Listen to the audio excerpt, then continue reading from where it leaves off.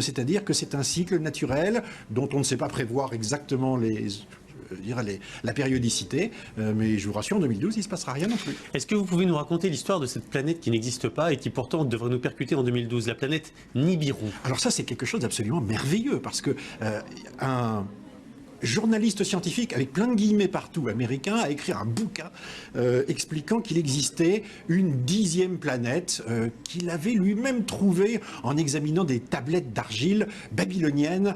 Une source particulièrement fiable. Particulièrement fiable. C'était des astronomes, les Babyloniens, pointus. Mais simplement, ce fantasme de planète inconnue est revenu à travers cela. Et donc, il annonce que cette planète Nibiru donc revient avec un cycle de 3600 ans, c'est une planète inconnue qui revient tous les 3600 ans, mais qui est déjà passée. Et cette planète aurait frôlé la Terre, elle serait habitée par...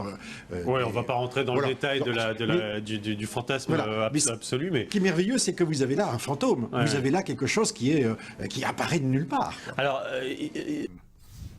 There's no planet Nibiru, there's no planet X, and nothing is hurtling toward us. But there have been claims on the internet that there is a planet called Nibiru, 4 times the size of the Earth, that's going to come close to the Earth or smack it in December of 2012. But there's no telescopic evidence.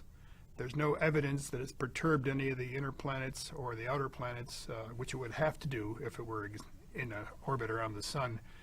And so there's no evidence whatsoever. And as Carl Sagan pointed out many times, extraordinary claims require extraordinary evidence, and there's no evidence whatsoever for Nibiru. The Mayan calendar